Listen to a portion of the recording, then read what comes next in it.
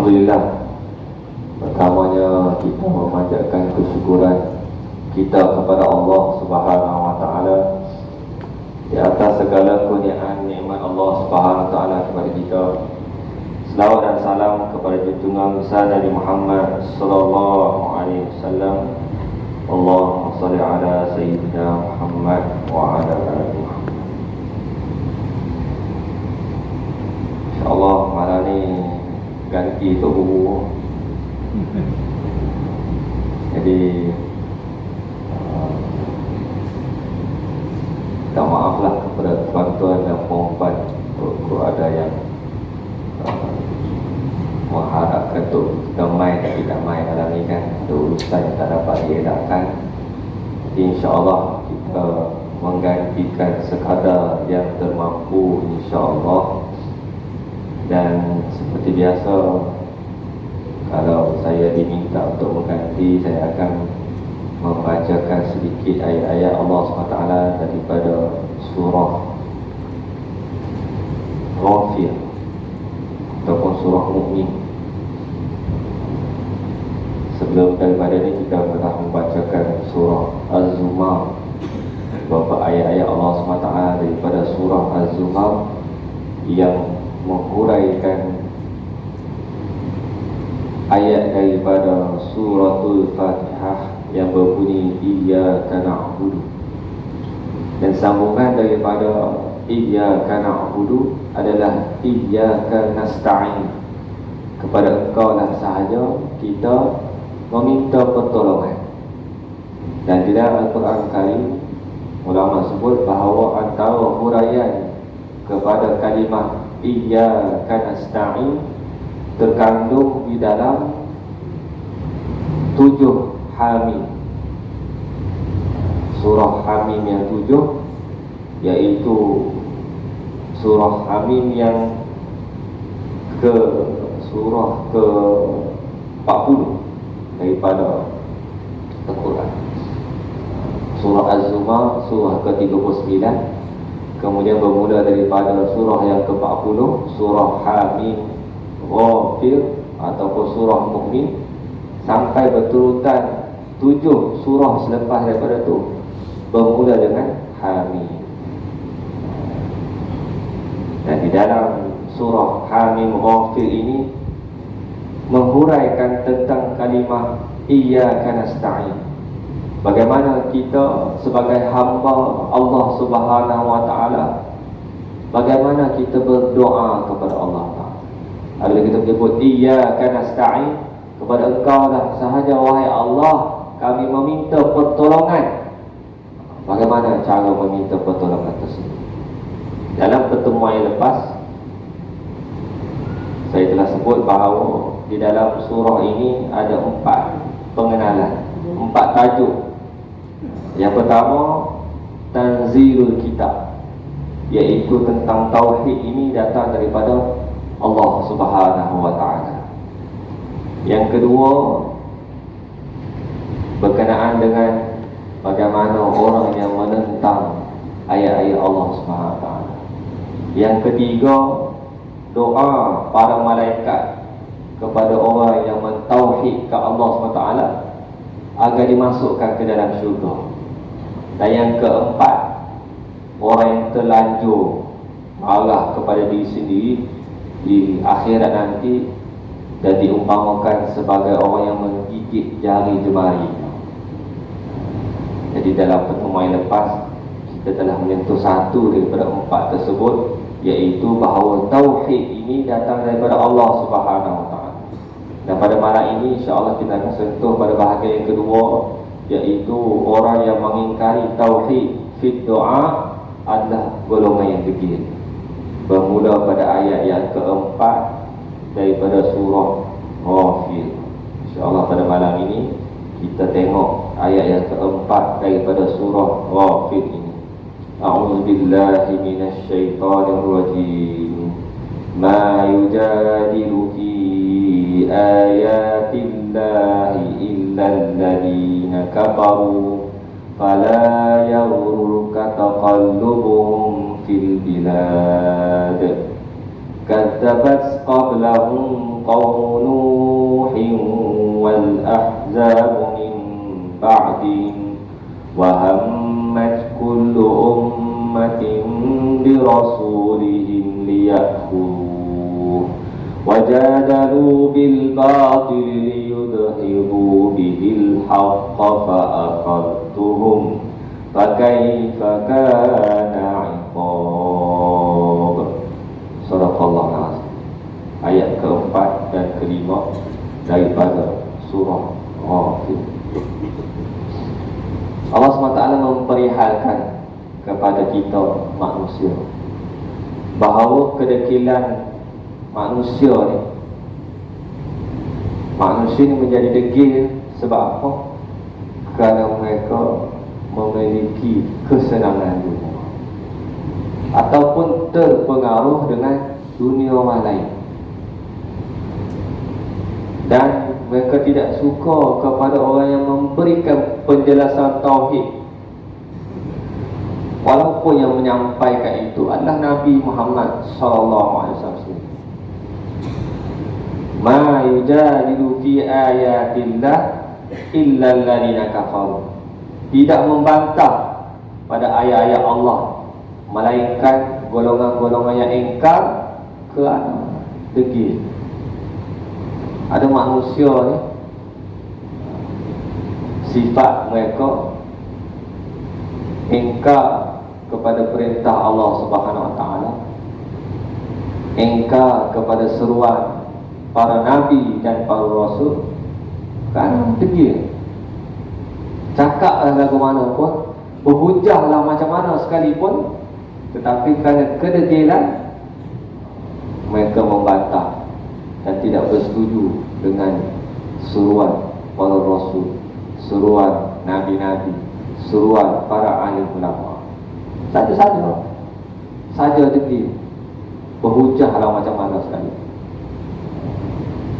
tidak membantah pada ayat-ayat Allah yang mengandungi bukti yang jelas, melainkan golongan ingkar kerana degil. Kedegilan mereka yang menjadi perangkap syaitan agar jauh daripada Allah Subhanahu Wa Taala. Inilah musuh kita yang kita perlu kenali, iaitu syaitan. Mereka sentiasa berusaha, musuh yang kita tak nampak ada di sekeliling kita. Itulah Al-Quran ini menzahirkan kepada kita agar kita tahu apa sahaja manusia yang perbuatan yang dibuat oleh manusia ini sudah pastinya ada bersama-sama dengannya hasutan syaitan. Maka kita orang yang beriman, apabila dibongkarkan oleh Allah SWT bahawa musuh kita ni adalah syaitan, maka kita sentiasa berhati-hati. Apabila kita membuat sesuatu keputusan ataupun sesuatu tindakan, kita mengukurnya menggunakan neraca Al-Quran dan Hadis. Sama ada perkara itu betul atau salah, menggunakan akal pemikiran kita, dan pada dalam masa yang sama kita berhati-hati kerana di sana ada scammer besar, iaitu syaitan. Syaitan ni selalu scam kita. Lebih dahsyat lagi daripada scammer hak telefon kita hari-hari, ada WhatsApp kita. Sebab scammer ni bila dia scam kita, masuk neraka selama-lamanya. Wa na'udzubillah. Duduk di atas dunia ini yang Allah Subhanahu Wa Taala tidak boleh dilihat. Ini perangkap syaitan.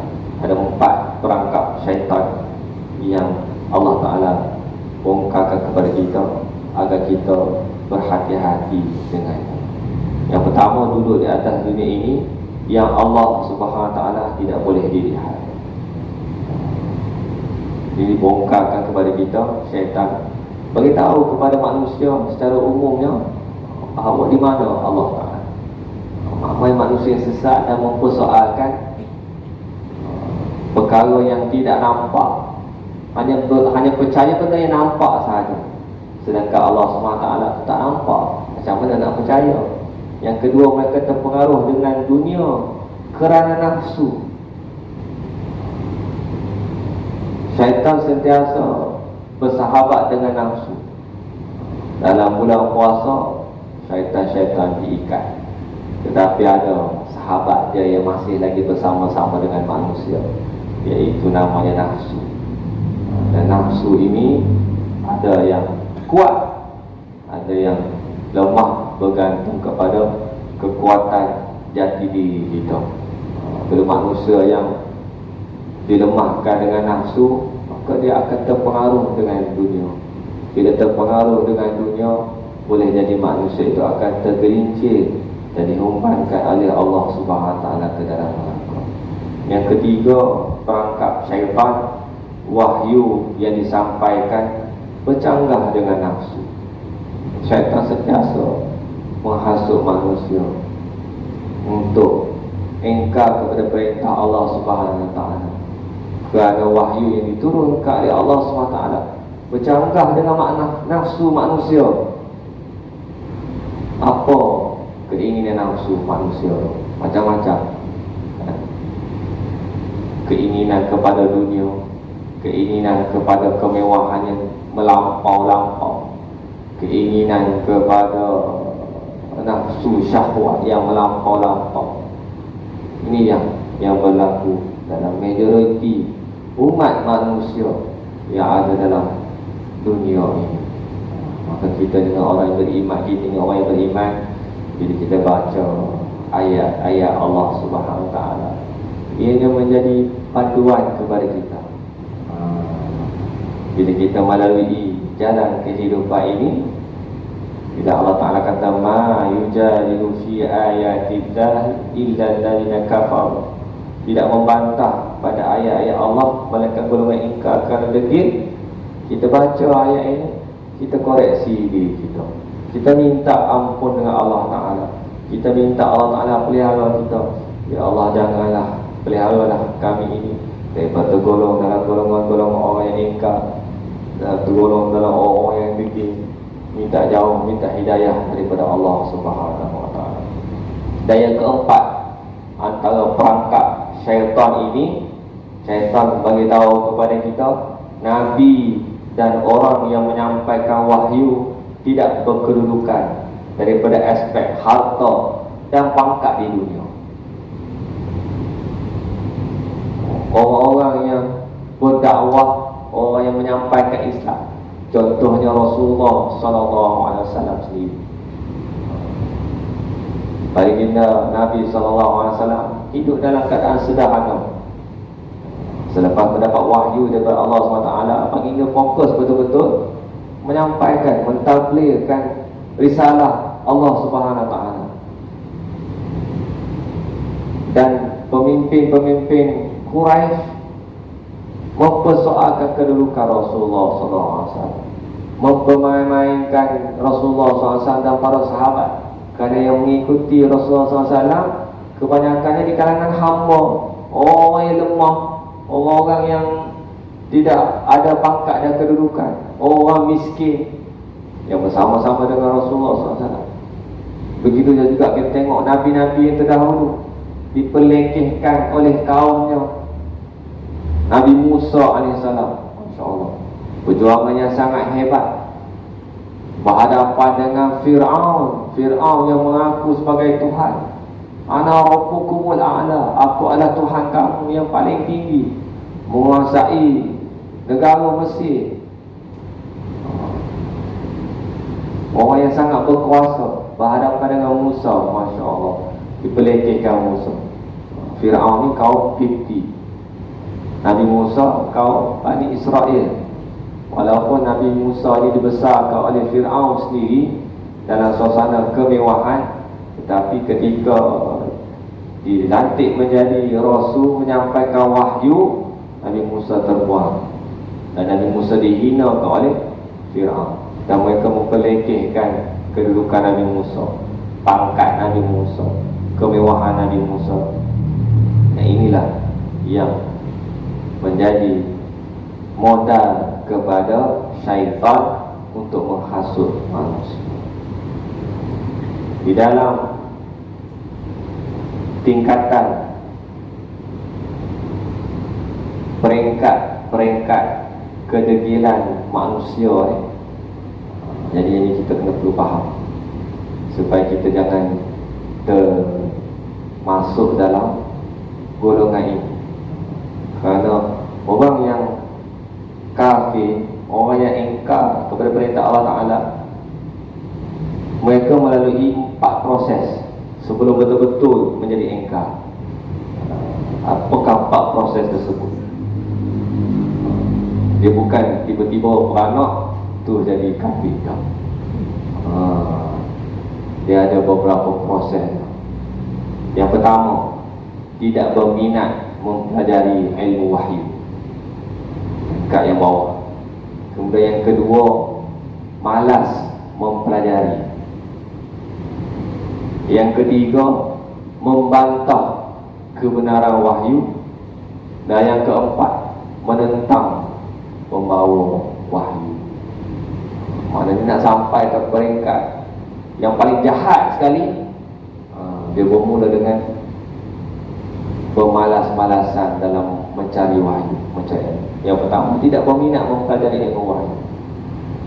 Tak ada rasa penting baca Al-Quran, mempelajari Al-Quran, talaki Al-Quran. Tak rasa penting untuk tadabbur Al-Quran, faham ayat-ayat Allah Ta'ala. Itu antara bunga-bunga manusia itu boleh menjadi ingkar kepada perintah Allah Ta'ala. Jadi yang pertama sekali, kita sama-sama kena berusaha untuk mempelajari wahyu Allah Ta'ala. Jadi kita di masjid, khusus masjid Batu dan masjid-masjid lain, ada tempat-tempat pusat-pusat pengajian, kita libatkan diri kita belajar. Ilmu Allah SWT sangat luas dan tidak ada batasannya. Kita pelajari dari masa ke masa. Setiap hari kita pastikan ilmu tentang Allah SWT ini bertambah dari hari ke hari, supaya kita nanti ni jauh daripada terpesong daripada agama Allah Ta'ala dan jauh daripada peringkat yang keempat. Manusia dah sampai peringkat yang keempat tu, yang menentang agama Allah SWT, punca dia tak faham wahyu. Musuh utama bagi diri dia ialah kejahilan. Dia jahil, sebab dia jahil lah dia menentang agama Allah SWT. Jadi kita sebagai seorang da'i, orang yang berdakwah, bila kita faham konsep ni, kita tidak akan marah kepada orang yang menentang agama Allah SWT. Punca dia sebab dia tak faham, sebab tu dia menentang. Tetapi peringkat dia nak sampai kepada penentangan tersebut, sebelum tu dia akan membantah, sebelum tu dia malas belajar, sebelum tu dia tidak minat untuk mempelajari ilmu wahyu Allah Subhanahu wa Ta'ala. Jadi orang yang macam ni, Nabi SAW faham dengan orang yang macam ni, dan Nabi SAW berdakwah mengikut kaedah-kaedah tertentu, sehingga kita dengar akhir sekali tahun ke-8 Hijrah, semua orang musyrikin Quraisy tak ada dah di Mekah. Fathu Mekah pakai masuk Islam lah. Tapi awalnya, masa mula-mula diturunkan wahyu, semua musyrikin, semua tidak beriman, mensyirik ke Allah Ta'ala. 23 tahun Rasulullah SAW berdakwah, tidak pernah henti-henti memahami konsep ini, menghilangkan kejahilan, menyampaikan ilmu wahyu tanpa henti. Sampai lah ni kita tengok di Mekah tak jumpa dah musyrikin Quraisy semua dah Islam. Dia begitulah juga dengan orang yang berdakwah, memahami bagaimana ilmu, kata ilmu ilmu psikologi lah kot, tentang kemanusiaan, ilmu sosiologi tentang kemanusiaan, bagaimana manusia ini akan menjadi penentang agama Allah SWT kerana dia jahil. Tetapi nak sampai ke peringkat tersebut, dia melalui beberapa proses. sehingga dia sendiri memilih jalan untuk menjadi penentang agama Allah Subhanahu Wa Taala hasil daripada kejahilannya. Semua golongan ini menganggap Al-Quran sebagai dongeng, tak percaya kepada Al-Quran. Wahyu tersebut tidak bermanfaat kepada mereka. Jadi tak perlu nak beri tumpuan, tak penting. Al-Quran ni tak penting. Al-Quran ni cukup sekadar baca sahaja. Jaga tajwid sahaja, panjang pendek sahaja. Sedangkan Al-Quran itu mempunyai implikasi yang besar kepada manusia, sehingga berjaya mengubah manusia yang hina menjadi manusia yang mulia di dunia dan di akhirat. Mengubah manusia yang menjadi buruk dan bodoh menjadi manusia yang cantik, manusia yang hebat, hebat di dunia dan hebat di akhirat. Wahyu inilah satu-satunya yang mampu menghilangkan kedidilan manusia. Jika mereka memberi tumpuan untuk mendengar, tumpuan untuk belajar, fala yaghurka taqallubuhum fil bilad, maka jangan memperdayakan kamu oleh bebasnya mereka yang bergerak di dalam dunia ini. Jadi kita jangan terpedaya dengan manusia-manusia, golongan-golongan kafir yang bebas bergerak dalam dunia ni, mengumpulkan harta, mengejar pangkat, sehingga mengabaikan wahyu oleh kerana kedegilan mereka. Dalam surah At-Takatsur disebutkan alhaakumut takatsur hatta zurtumul maqabir. Berlumba-lumba untuk memperbanyak-banyakkan harta hatta zurtumul maqabir, sehinggalah mereka menziarahi sampai mati. Berlumba-lumba. Jadi kita manusia yang ingat kepada akhirat, jangan terpesona dengan kehidupan orang kafir, kan? Lebih lagi dalam dunia yang tanpa batasan ini, kita boleh melihat kemewahan manusia lain yang dipertontonkan di khalayak ramai, kan? Pergilah merata dunia, upload dalam media sosial. Kita kata, oh syoknya mereka ni. Tunjuklah dalam media sosial kemewahan-kemewahan yang mereka ada. Rumah mewah, kereta mewah. Tak salah benda-benda tu, tetapi jangan meninggalkan wahyu Allah SWT. Ramai saja yang kaya raya tapi menginfakkan harta ni dia Allah SWT, yang membantu perjuangan Islam, yang membantu sekolah, kan? Semalam pun kami di Seribu buat kenduri jamuan, kan, kecil-kecilan lah, jamuan raya kecil-kecilan dengan waris dan sebagainya. Duk sembang dengar ada beberapa orang korporat duk sembang.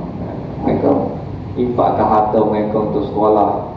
Ada yang bayar bil api sekolah, kan? Cukup pula main bil hantar kat dia, dia bagi settle. Ada orang kaya-kaya macam tu. Tetapi yang diceritakan dalam ayat ni, manusia-manusia terpesona dengan dunia, yang terpesona dengan dunia sehingga meninggalkan wahyu Allah SWT. Jangan kita jadikan mereka ini sebagai orang yang kita takjub, orang yang kita kagumi, orang yang kita terpesona dengan keduniaan mereka. Fala yaghurka taqallubum fil bilad. Al-bilad, lafaz al-bilad menunjukkan tempat yang ada penghuni. Manusia bergerak ke sana kemari, ke tempat yang ada penghuni untuk tujuan berniaga. Sifat mereka yang degil ini memang suka kepada kehidupan dunia sedikit dan meninggalkan kehidupan akhirat yang kekal abadi. Perkara yang diperolehi di dunia boleh menyebabkan mereka degil dan menyebabkan mereka menderita di akhir hayat nanti dan di dunia ini juga. Semoga Allah SWT memelihara kita, insya-Allah. Hadirin muslimin dan muslimat yang dirahmati Allah Subhanahu wa taala sekalian. Di dalam Al-Quran Karim juga ada ayat-ayat yang dipanggil ayat tasliyah ataupun ayat pujukan. Rasulullah SAW sendiri pun dipujuk oleh Allah Subhanahu wa taala dalam perjalanan baginda menyampaikan wahyu. Bila kita mempelajari sirah, kita tengok bagaimana ujian yang sangat hebat yang dilalui oleh Rasulullah SAW, yang tidak dilalui oleh manusia yang boleh melawan dengan keadaan yang yang dihadapi oleh Rasulullah SAW. Sangat hebat ujian yang dihadapi oleh Rasulullah SAW. Bayangkanlah, dalam kampung sendiri, dalam semua orang jahat, Rasulullah SAW seorang yang baik, yang dikurniakan wahyu oleh Allah Ta'ala, dan ditugaskan untuk tukar semua tu jadi orang baik. Senang ke susah? Bukan perkara yang mudah. Semua orang syirik ke Allah Ta'ala, semua sembah berhala. Rasulullah seorang-seorang pada awalnya, pada mulanya disampaikan wahyu, maka bermulalah cabaran yang dilalui oleh Rasulullah SAW. Maka Allah Subhanahu wa taala membekalkan Rasulullah SAW dengan ayat-ayat yang berbentuk tasliyah ataupun pujukan. Antaranya ayat dalam ayat yang kelima ini, Auzubillahi minasyaitonir rajim, kadzabat qablahum qaumun nuhin wal ahzabu min ba'dihim wa hammat kullu ummatin bi rasulihim liya'khudhuhu wa jadalu bil batil liyudhidu bihil haqqa fa akhadtuhum fa kaifa kana 'iqab. Shadaqallahu alazim. Kadzabat qablahum qaumun nuhin wal ahzabu min ba'di, telah mendusta rasul kaum sebelum ini, yakni oleh kaum Nuh dan kumpulan-kumpulan manusia lain selepas Nuh. Kita apabila kita susah, duduk seorang-seorang, kita rasa susah.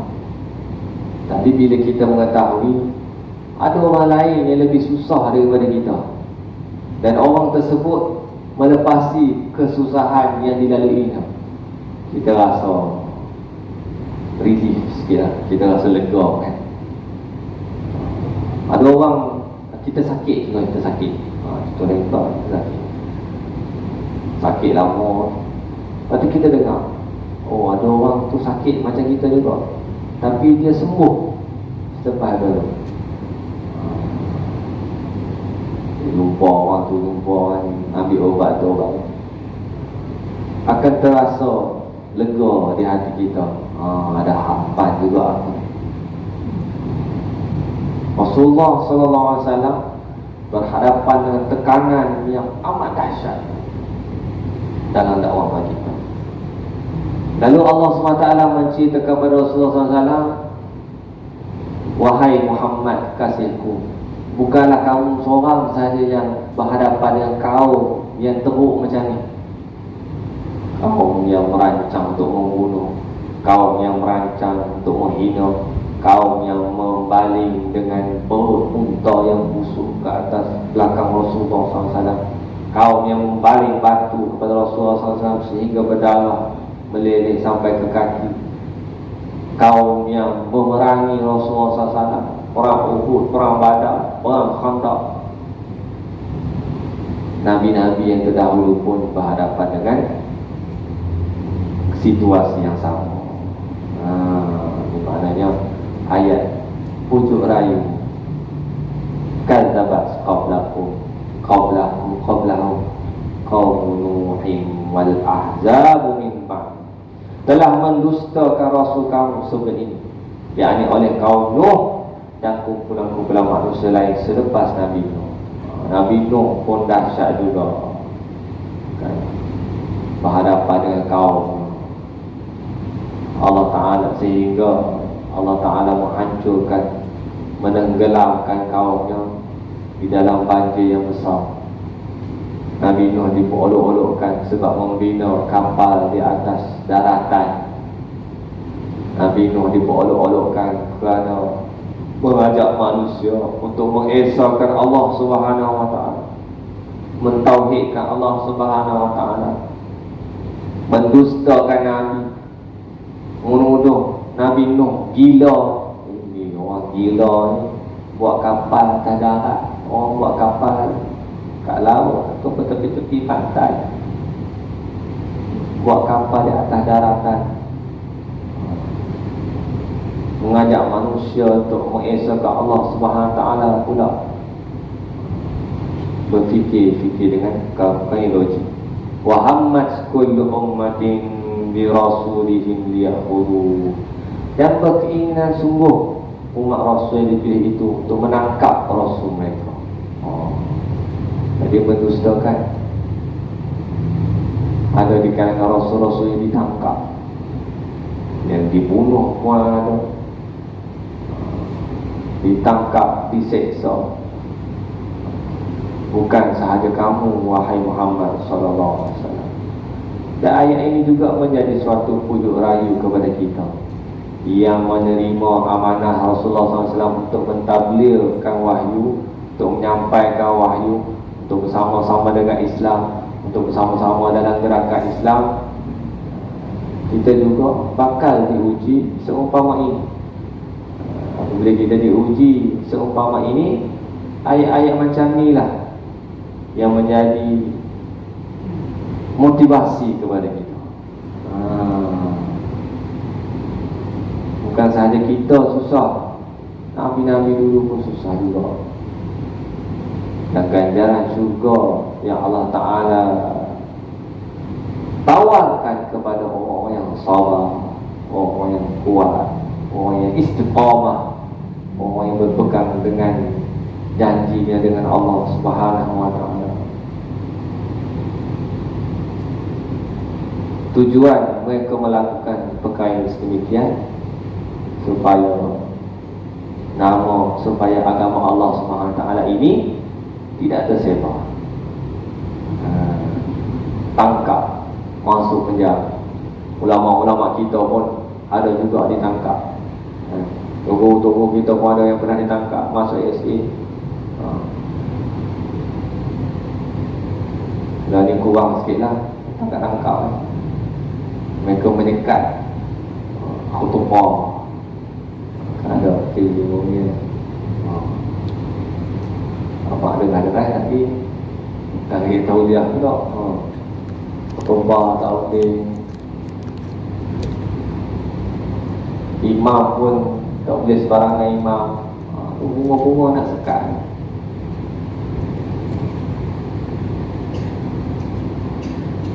Dan kita jangan berhenti, teruskan perjuangan. Wajadalu bil batil, bahkan mereka sanggup berbantah liyudhidu bihil haqq, dengan berbekalkan dalil batil untuk melenyapkan kebenaran wahyu. Wahyu kata lagu ni, dia bantah wahyu. Kita kata janganlah panggil ni Coldplay main buat konsert di Malaysia. Kalau tak mau tengok, tak usah beli tiket lah. Dia jawab tu. Ada jawapan. Jawablah depan Allah SWT nanti. Jawablah dekat muka nanti. Wajadalu bil batil, hujah yang batil, berbantah dengan hujah yang batil.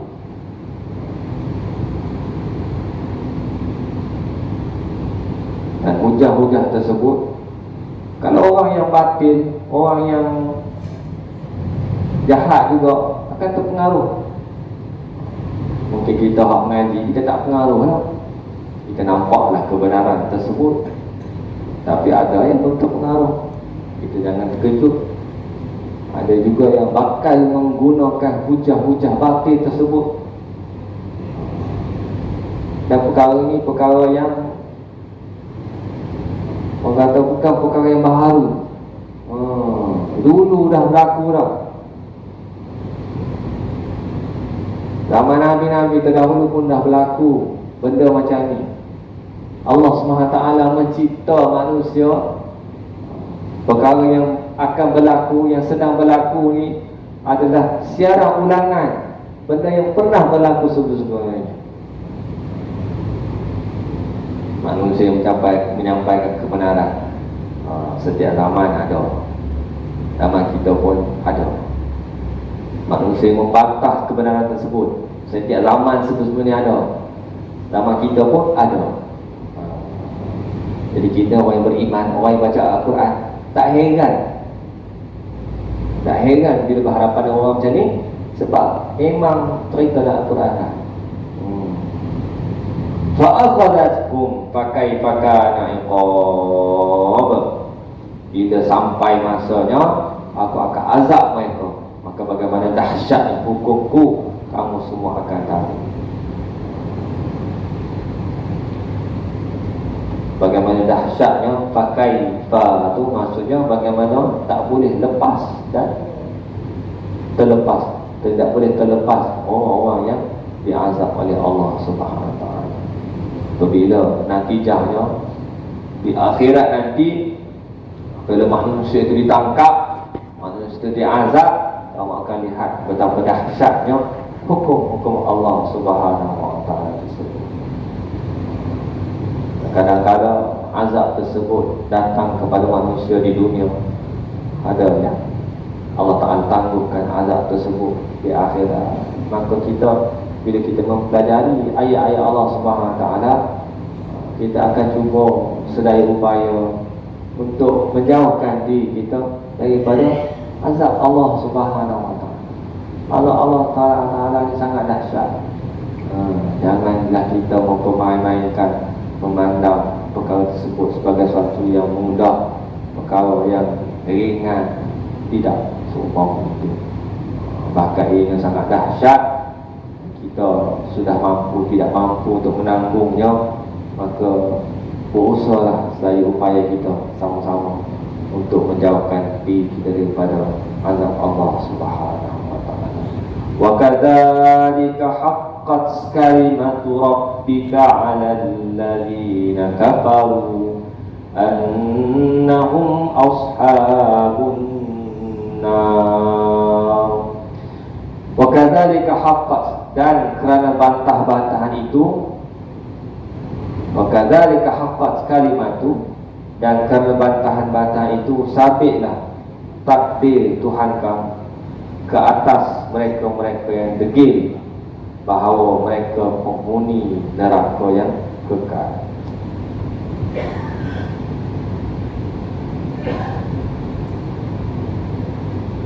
Jadi oleh sebab manusia ni berbantah-bantah,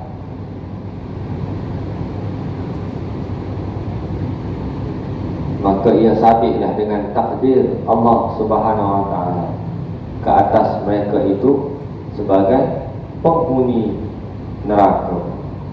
Manusia itu masuk neraka dengan takdir Allah Subhanahu Wa Taala sebab mereka ni berbantah-bantah, membantah ayat-ayat Allah Ta'ala.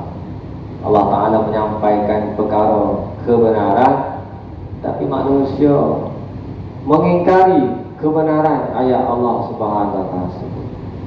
Allah Ta'ala menyuruh manusia untuk mentauhidkan Allah Subhanahu Wa Taala, tetapi manusia mensyirikkan Allah Ta'ala.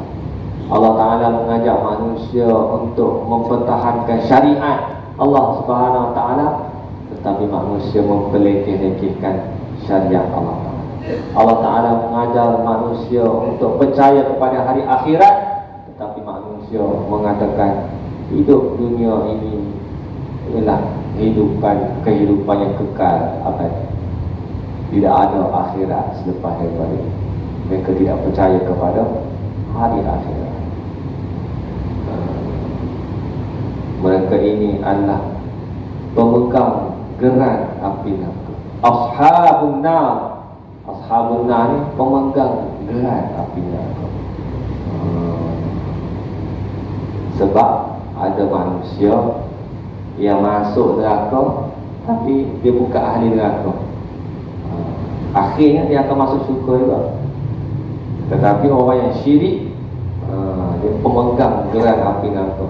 Dekat geran neraka tu tulis nama dia. Hang memang ashabun nar. Lot ni memang hang punya. Ashabun nar. Maka kita berdoalah kepada Allah Subhanahu Wa Taala dengan rahmat Allah Taala menjauhkan kita ni daripada tergolong dalam ashabun nar. Orang yang kekal dalam neraka ini adalah orang yang melakukan dosa syirik, mensyirikkan Allah Subhanahu Wa Taala. Inilah natijahnya apabila manusia itu menolak tauhid fi doa. Dan ayat yang macam yang kita sebut awal tadi, ayat ini menghuraikan tentang iyyaka nasta'in. Kepada Allah sahajalah kita meminta pertolongan. Dalam berdoa kita hanya berdoa hanya kepada Allah Subhanahu Wa Taala. Tauhid fi doa, hanya berdoa kepada Allah Subhanahu Wa Taala semata-mata. Manusia yang berdoa memohon selain daripada Allah Subhanahu Wa Taala yang tergolong dalam ashabun nar. Yang mana pelaku dosa yang beriman, dosa yang tidak diampun kerana tidak bertaubat dan istighfar semasa dunia, mereka akan dihumpankan ke neraka. Namun dalam kehidupan dunia ni kita masih lagi boleh bebas untuk membuat pilihan. Dan pilihan kita adalah untuk beriman kepada Allah Subhanahu Wa Taala. Dan dalam melalui jalan tersebut kita mengharunginya dengan ilmu, dengan pengajian, dengan kuliah-kuliah, dengan tazkirah, menambah ilmu kita dari masa ke semasa supaya kita dapat mengenali yang mana hitam, yang mana putih, yang mana benar, yang mana salah, yang mana betul, yang mana batil. Dan inilah tanda-tanda orang yang berjaya, dan kita ni akan masuk ke dalam syurga Allah SWT selama-lamanya. InsyaAllah, mudah-mudahan dua ayat yang kita baca tiga ayat yang kita baca pada malam ini sedikit sebanyak memberikan manfaat pada kita semua, khususnya kepada diri yang berkata-kata ini dalam menghuraikan tauhid fi doa, iyyaka nasta'in, kepada engkau lah sahaja kita meminta pertolongan. Kerana manusia yang mengingkari berdoa hanya semata-mata kepada Allah SWT, akhirnya mereka ini tergolong dalam orang yang syirik yang akan diumbankan oleh Allah SWT dan neraka. Jadi nak hurai cara berdoa ni ada 7 surah. 7 surah cerita tentang cara berdoa kepada Allah SWT. Berdoa semata-mata kepada Allah SWT. Jadi insyaAllah kalau kelah ganti lagi, kita sambung pula perkara yang ketiga. Orang yang menerima, orang yang berdoa kepada Allah SWT ni akan mendapat doa para malaikat. Ayat ke-7 ke-9 insyaAllah. Syukurlah sepada itu kan kelah ganti bukan boleh lama-lama. InsyaAllah qulu qawli hadza wa astaghfirullahal-azim li wa lakum. Wabillahi taufiq hidayah. Wassalamualaikum warahmatullahi wabarakatuh. Bismillahirrahmanirrahim. Allahumma